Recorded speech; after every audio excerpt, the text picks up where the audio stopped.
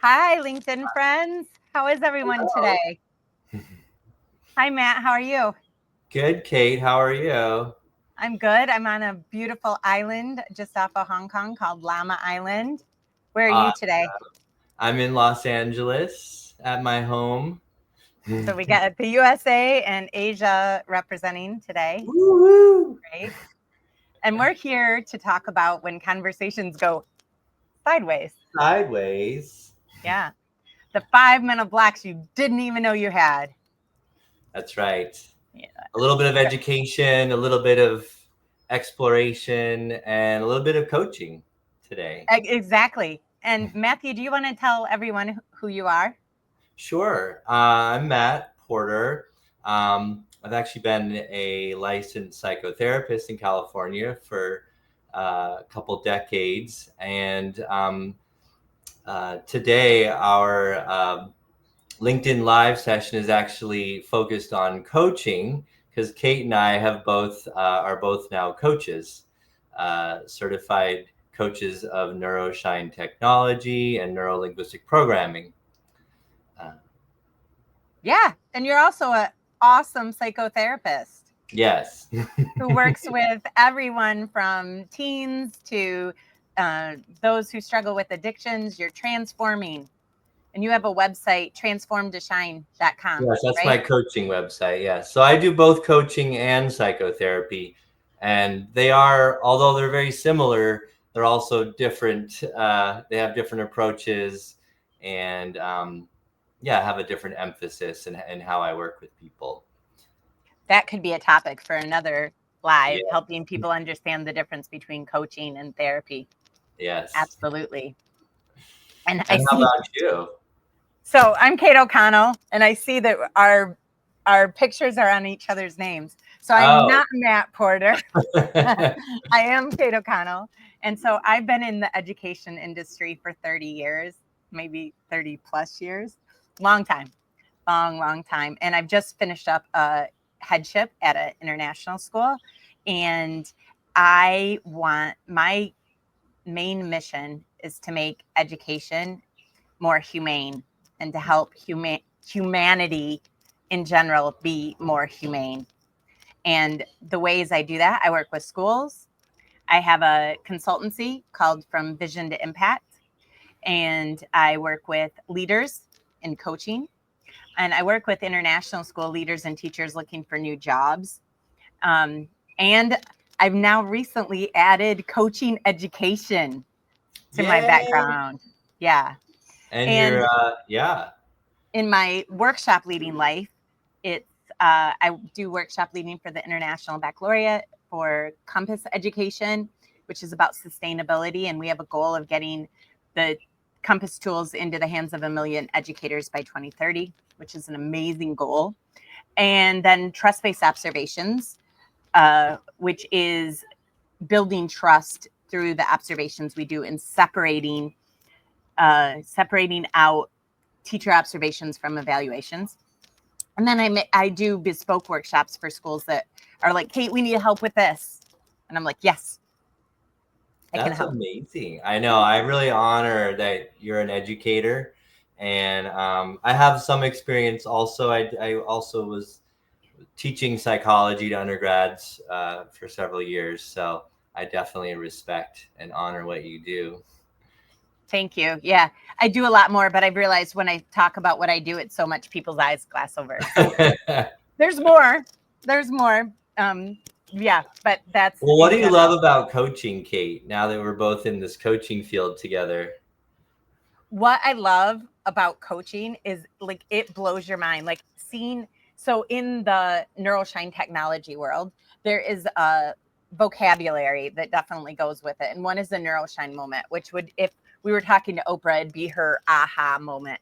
And to help people get to their own NeuroShine moment, which means the neurons are connecting. And if you join a coaching course, you watch what it looks like in the brain when the neurons come together and light up as a thought.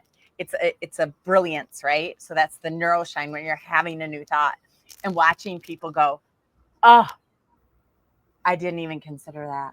Mm, Oh, what was I doing? Just that realization of something that they come to, like just being witness to people transforming their lives is a gift. Yeah, I love that about coaching. Um, Helping people get to those neuroshine moments really just comes from listening, both to what people are saying, but also listening to what they're not saying, and Yes. then formulating questions, which obviously comes somewhat from an intuitive place, but it also just comes on focusing on what is actually being said in the moment, which is a big part of coaching. Like really just emptying your cup, emptying your mind, and just being present with the other person and holding space for them. And amazing things happen in that space. What a beautiful segue to what we want to talk about today. Yes. Listening and being present. And just letting the listeners know that you and I both come from an ICF background. So we've been trained. Neuroshine Technology is the ICF, and there are the Code of Ethics and the ICF core What's competencies. ICF? Great question. What's ICF? Yeah. International Coaching Federation. Mm. They Yeah, are. which is really one of, I think there might be one or two more, but it's really the only like international coaching regulatory Yeah. oversight. So a lot of people can call themselves coaches, and Yeah. people think of coaches as a lot of different things, but ICF is a very specific and intentional way of working with people. Yes. And that's what we are trained in. So it's under the ICF coaching model. What a great distinction. I'm so glad you asked that question. You must be a really good coach, Matthew. I'm just listening, and Yeah, exactly. That's what listening can do. yeah. So yeah, ICF is the gold standard. So Matthew and I aren't coaches just based on our, 30 years in our fields in psychotherapy and education. We're trained. And that's what I love. But what I love about Neuroshine Technology, it adds just a bit more because there are 10 disciplines within it. And I suggest you go to neuroshinetechnology.com to learn more. But what we're here to talk about is when conversations go sideways, which is exactly about listening. And often when conversations go sideways, we're actually not listening. So what are we doing? Well, the first one Matthew and I want to talk about is comparing. And so what I want to really say to everyone is that all of the blocks that we're going through, our brains are programmed to do. So they're normal, they're natural, they're not anything to beat yourself up over, and you're not going to be able just to stop doing them. It's about becoming aware, right? Yes. And then having the willingness to do something about your awareness. So how do we become aware of, say, comparing? Like, what is comparing? So I'm going to give, I'm going to give a education example for my education friends. So when you're in a meeting in a school and you've got primary teachers, which are, grades K to 5, say, and you got secondary teachers, grades 6 to 12, oftentimes people compare who works harder. Well, I work harder because I'm a kindergarten teacher, and the high school teacher is like, you don't even have papers to grade or essays to read, so when you're in a conversation, a way a conversation can go sideways is that instead of listening, you start comparing. Yeah. And if so, like in that example, if someone's like, what if the teacher that was sharing had something really important? Like they were trying to share like an experience they had, but you hear them say, oh, I work in kindergarten or whatnot. And your brain starts comparing a whole bunch of different things. You might think of your own kindergarten experience, your own kindergarten teacher, or if you're a teacher, you might start to have immediate, like automatic thoughts about, oh, kindergarten, like I'm a 7th grade science teacher. Kindergarten must be so, so easy to teach. Like, so you start to go into your story, you start to compare, and Yes. all of a sudden you're no longer listening to the person in front of you. Yes, exactly. And, it's just about noticing. That happened to me at breakfast with a friend. You know, he brought up something about a person we knew, and my brain stopped listening entirely once I heard the name of somebody I knew, and I was off with all my own experiences. And then I'm not present with Yeah. that person. And in a meeting, if somebody's trying to have a need met, I'm a kindergarten teacher. I have a child with special needs. And if Mm, somebody goes off, we're no longer focused on the learning or focused on the student. We're focused in our own heads. exactly. And then you miss an opportunity.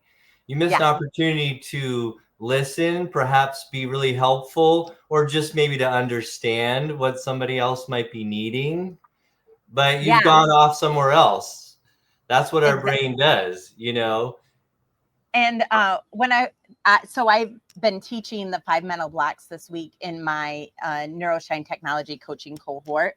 And one of the things the participants found amazing is they were blown away because they were like, oh my gosh, not only do I do this, but the person I'm speaking to, like, we're two people in the conversation, Yeah, and two people can start comparing, and then you're off. And I like, know. we had an example of like, say like you and I want to go on a vacation, and you say, oh, okay, let's go to the beach. And I say, oh, no, I want to go. Like, we need to go to Europe, do some history, you know. Then we go off into our own experiences of beaches and cultural places. And then what tends to happen, Matthew? Well, I think that then we might lose our excitement and our enthusiasm, especially if we Yep. start to like get into disagreements about where we want to go, and we're sort of stuck on like that past compare, right? Yeah. That past vacation where we went to the beach and we had such a terrible time. I know that might sound a little, but had such a terrible time because we were bored and something bad happened on the trip and we got into a fight. So now we're like beach. So beach signals like, like I don't know if I want to go to the beach Boredom. again and have another bad experience. So I've now, which actually starts to move into the second mental block. Right? Because also the blocks can go together, but we'll Yes. separate it out. So the next block is deleting. Yes. And we often, the question that goes with deleting is this necessary? Like Mm, when we're listening to someone, and you guys can think of this when you've been in a work situation, when you're in a meeting, your brain is constantly going, do I need to hear this? Oh, that's about the kindergarten teacher, or that's about the early years. I'm a high school teacher. I don't need to listen. And you just mm. let it go. How does deleting show up for you in your conversations? Oh, I think it happens all the time. And that's the whole trick is like catching myself and coming back to the present. So where does delete happen? Delete happens like if I don't like what I'm hearing. Like if someone shares something I don't like, all of a sudden my brain goes to I don't like that. And so I Yeah. almost like block it out and delete and maybe Yeah. wait. I wait for the next thing that triggers my interest and I just lost a minute of the conversation. Now, I wonder, like, there's got to be people who are listening that have had that experience. Like, yeah, if you've had that experience, type it down below or engage, because I just wonder, like, how many times do you delete information, or you have a conversation about a conversation later? Those are those are the conversations that really go sideways. Well, you said, no, I didn't say that. That is like my daily life with my kids. Yeah. You know?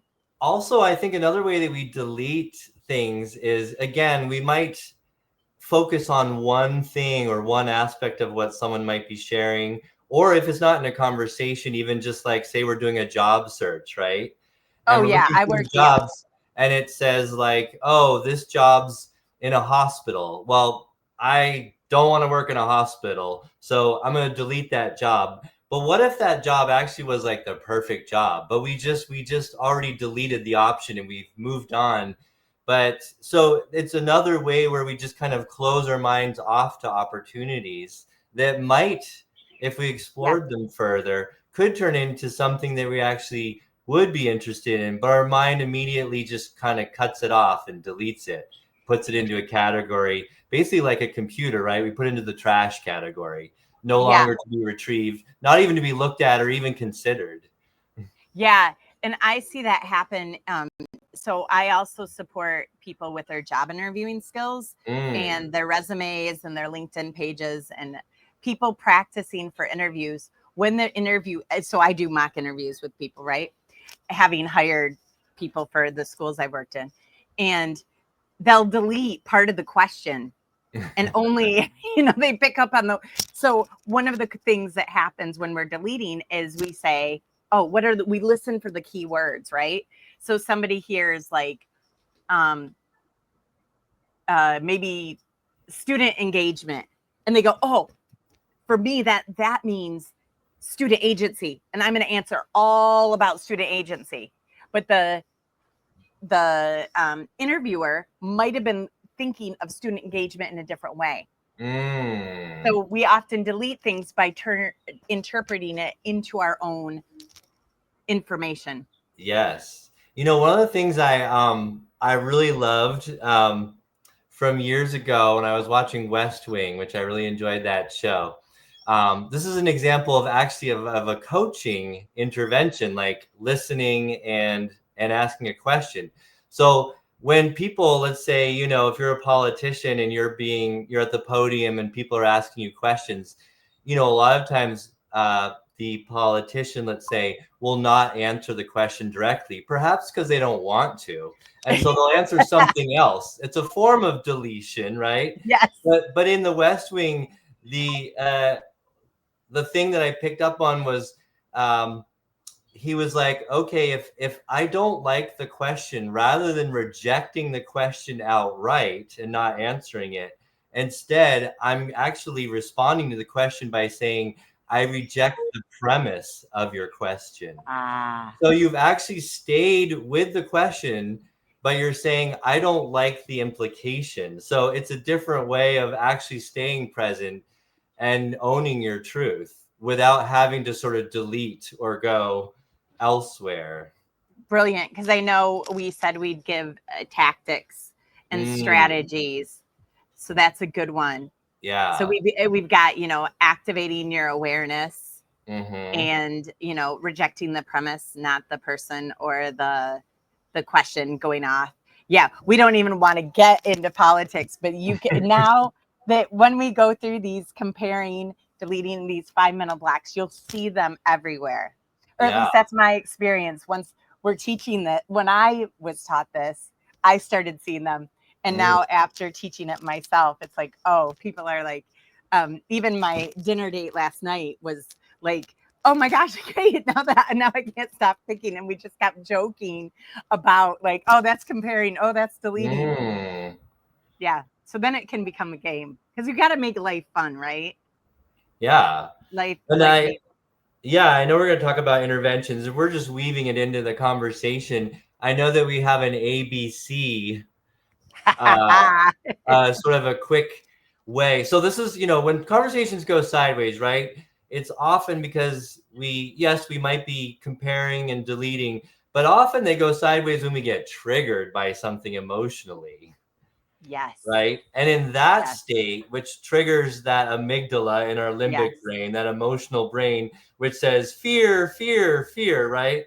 So now, and it floods our brain with a whole bunch of stress hormones, and Yep. and it hijacks our prefrontal Prefrontal cortex, what we're cortex. thinking, and we actually cannot listen anymore. We cannot think, Yeah.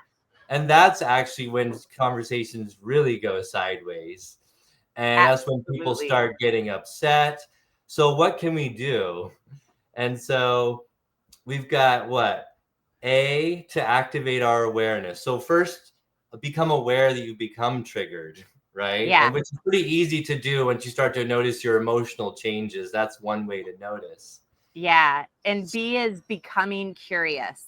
Yes. So once you become curious, you start to think. So we're not really going into all the neuroscience, but there's a little neuroscience behind everything that Matthew and I are saying today. And so once you become curious, you step out of your amygdala, you step into your prefrontal cortex, and you start thinking of your questions. So what do I need to know about this? And then once your curiosity takes over, and you're saying to yourself, what do I need to know? This is a reflective bit. Am I triggered? What is triggering me? And you start thinking. You moved from your amygdala to your prefrontal cortex. Then you can cultivate questions. Yes. Cultivate deep questions. Yes. So if we're going back to that beach holiday where you say you want to go to the beach, I say I want to go to Europe and do cultural things. And instead of me saying exactly what my needs were, I could have said to become curious, aware. Oh, I don't really want to. I'm aware.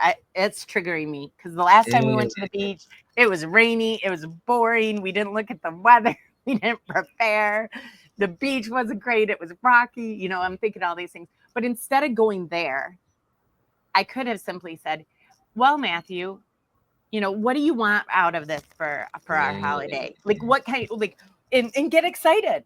Then it changes. Yeah. Like, what is the key feeling you want to have? Like after we're away together for a week, what do you want to take away? What are you looking for? And maybe you're like, I want to relax. So, but I actually don't want to sit at a beach this time. Maybe I want to relax in a different way. But that only comes from asking questions. Yeah. And being aware of your own response, being able to become curious about it. And part of asking questions also is just identifying like what's going on for yourself. So it might be like, you know what? I love the idea of taking a relaxing vacation, but I'm not sure I want to go to the beach or have that be the primary, maybe that's not what I want to do this time. But is that what you want to do? Is the beach your highest priority, or is it relaxation? So could we maybe think about some other different types of vacations where we both would enjoy it and relax and have some relaxation? Exactly. And then that often opens the other person that you're speaking to.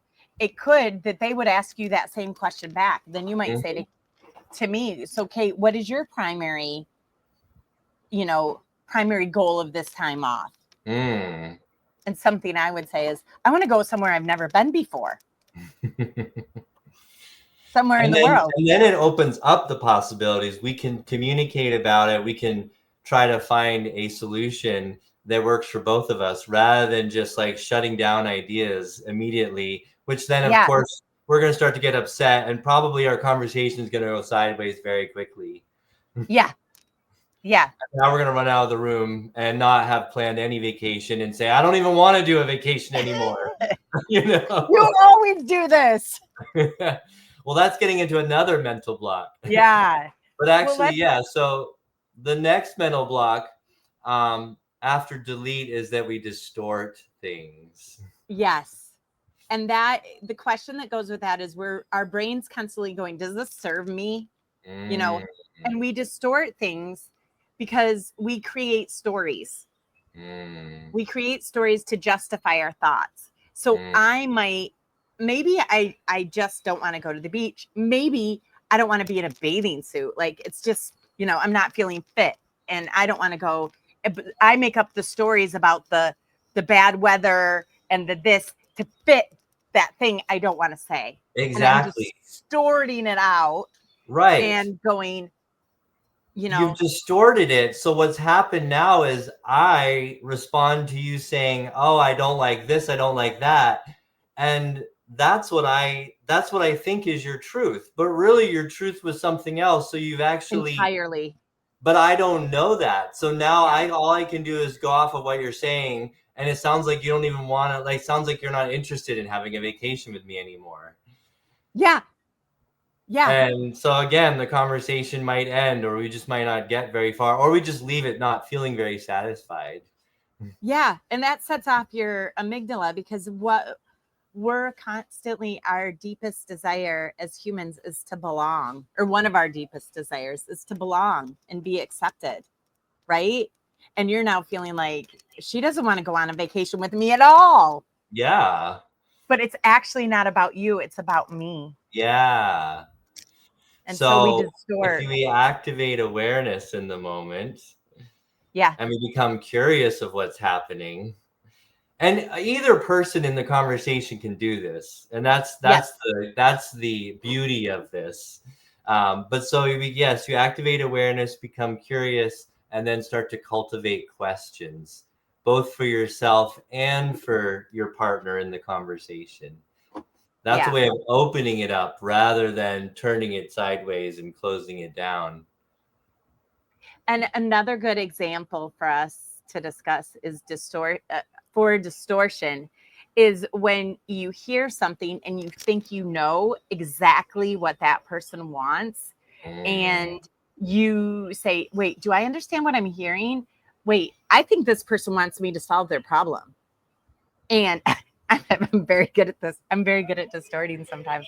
And I'm like, oh, you could do this, you could do this, you could do this, you could do this. But actually, that person just wanted to be listened to. This is the famous the nail video. Yeah. What's the nail video for our That's a good question. Well, it's really about like the nail. Well, we can't really describe the whole video, Yeah. but it's basically about like you know, often when people, even in coaching, right? This is a big part of coaching. People want to solve a problem. They think they know Yes. what the problem is they want to solve. Now, they probably do want to solve that problem. However, if we focus only on the problem itself, Yeah. we're going to try and solve the problem from our own belief system and our own thoughts about it, Yes. including how we compare and we Yeah. distort, we delete, rather than stepping outside the nail. It's like a nail in the forehead, like everyone can see it Yeah. except for the person with the problem, right? Yeah. But instead, if we actually start to look at the person themselves and ask those questions and almost like go beyond the problem itself to the person, we're Yes. actually helping them to actually see what's really important to them.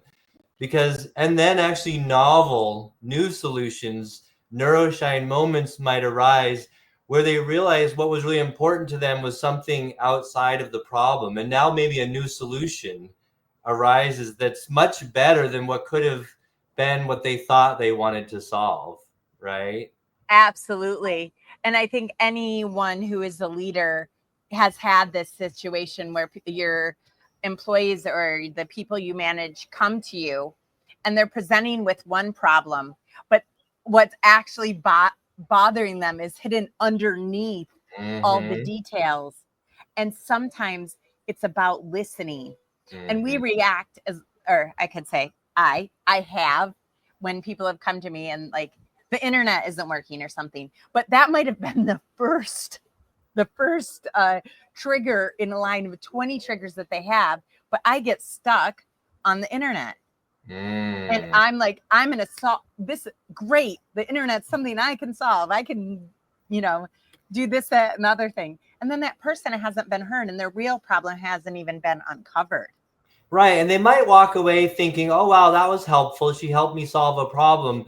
But, as time passes for them, they might sort of realize, okay, yeah, there was a problem that was solved, but I don't know if my problem was solved that I actually was looking for to solve. Yeah. So you've just kind of missed an opportunity there. Absolutely. That if you truly listen, like that's really with our ABCs, if you can just have a listening mindset, listening and cultivating your presence and being 100, that's such a gift to people, just to be present with them. And we are all so distracted. My prediction, a trend in education with all with AI and with devices, is that this is going to have to be a skill that is practiced in the future, being present. Yes. Being present with people, being present with content, being present. And that goes with generalizing, because our mind, Yeah. So our fifth block, we're getting there. We're getting through. Is when you ask, what does this mean? And we have a selective attention. So, and a concept. We're talking today about the International Coaching Federation coaching. We're talking about NeuroShine technology. We're talking about NLP. And in NLP, one of the concepts is the map isn't the territory. Anytime we are having a discussion about a past event or anything, we aren't in the real conversation. We're in our representation of it. And our representation, we have selective attention. So we don't have the whole thing captured. We have all the questions from the comparing. And so we look at what does it mean? And then we label it. And we might label, in that example, Matthew, you always just want to save money by going to the beach, which is right down, I don't know, whatever beach is close to you. And now it's not about the beach. I've just generalized it to it's about money. Yeah. And me hearing you say that, not being aware that this is probably your thoughts. I think, it's so hard in the moment to not think, oh, she thinks that about me or that's. So now I am upset. And Yes. Probably the conversation is going sideways right now. Yes. Because you're like, I don't mind spending money if it's worth it. I mean, can't you just hear these playing out? I'm sure these are not unique to us. Yeah. So I'm mindful of time. I know we don't have a time limit, but I wonder, do we want to finish the ones today or do we want to come back to it in our next episode? I think I would love to end the generalizing by saying that one of the ways people generalize is, and this is what we deal with in coaching, is like, I have no confidence, or I'm not good. I'm not a good writer. I'm not a good speaker. I can never go on camera live on LinkedIn. So sometimes we generalize about our abilities, totally negating. Maybe somebody isn't good at spelling and they say, I'm really not a good writer because I'm not good at spelling, but they're absolutely fantastic at metaphors. So it's not that they're not a good writer. They just need to work on their spelling. So generalization and all of these, with everything, be kind to yourself. Yes. And well, if we were to go into the last one, it's similar to the generalize, which is to assume. So that's the fifth mental block. Oh, I said generalize. That's okay. No, I think those last two are very similar. We compare, then we delete things, then we distort the meaning of what people are saying based on our own thoughts about it, right? Yeah. Then we start to generalize, which is, like you said, is labeling things often in kind of an all or nothing fashion. Like I'm always, or I'll never be good at that. And then you go and delete it. But the assume is how we actually take those generalizations and we then project those out into the world. So we start to, it's basically beliefs, right? Often they're very extreme beliefs, like generalizations. And now we're looking at the world from this like limited, belief system, and we start to make assumptions, which basically just sort of feeds back into the whole process, right? I mean, these are all interrelated. So now from our assumptions, we're comparing things and we're making assumptions about what it means. And then we start to delete the things we don't like. It becomes this like vicious cycle. It just all plays out over and over, probably automatically, so quickly that we're not even aware of it. Absolutely. And that's why the first one is activate your awareness. Just become aware, be willing to change, become curious, and cultivate your questions. Yeah. These are beautiful. I mean, it might sound very simple, but listening is, listening in this way it's quite a profound practice. to be able to become aware, realize that, what does that even mean, to open our mind up to the possibilities, which we can do from becoming curious, adopting that curious attitude towards both our own thoughts and reactions and feelings and to what might be happening in the other person, rather than making these assumptions about what we think's happening, right? Exactly. And then from there, in that awareness and that curiosity, questions will start to arise kind of organically, questions that we wouldn't have thought of if we just hadn't taken that space to step back and be curious about what's happening and to become aware of ourselves and others. So beautifully said. Yeah. Beautifully said. Well, this has been amazing, Kate. Yeah. Yeah. So I know we're going to do some more episodes. So this is our first one. So thank you all for catching our LinkedIn Live, our first our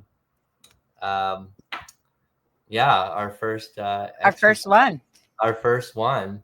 So I think in our next couple or few, we're going to be going into maybe taking one or two of these mental blocks and really kind of going further and deepening, which is also part of coaching, is we expand our awareness by asking questions sideways and also going deep down into an issue.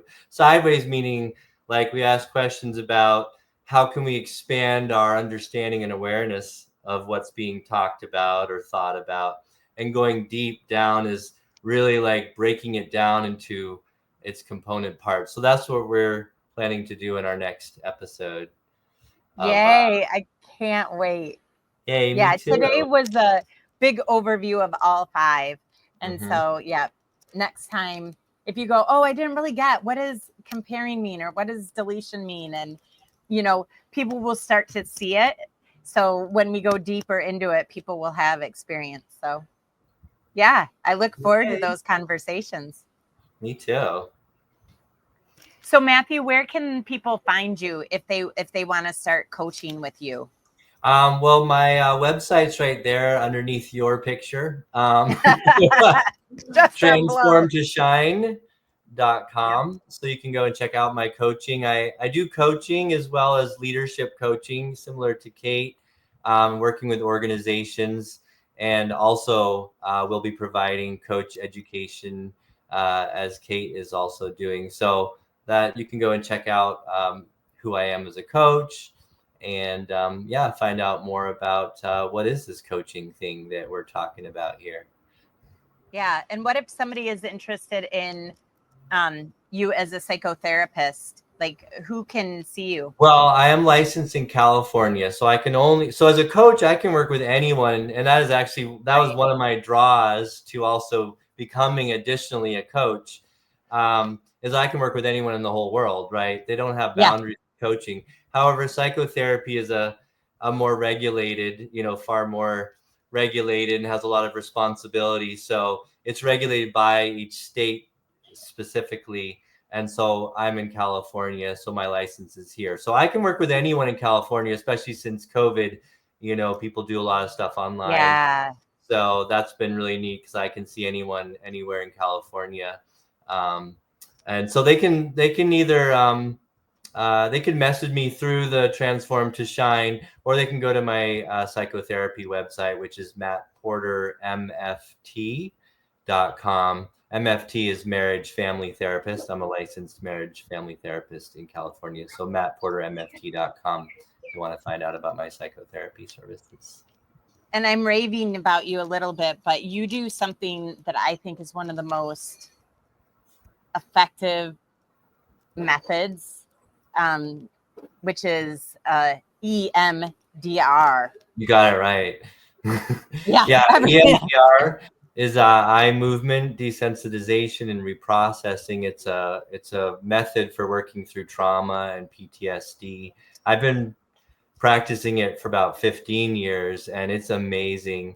I do a lot of work with trauma. I also work with relationships a lot, and mindfulness is another thing that I also am very passionate about. So Fantastic. yeah.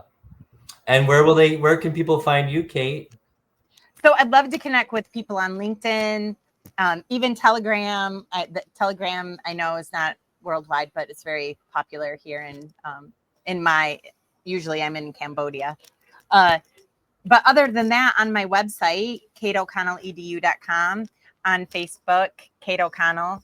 And I love to connect with people. My ideal client is somebody who wants to make a difference to make the world a better place. People who are innovators, people who are disruptors, people who want to make a change. These are the people I have conversations with that just really get me excited.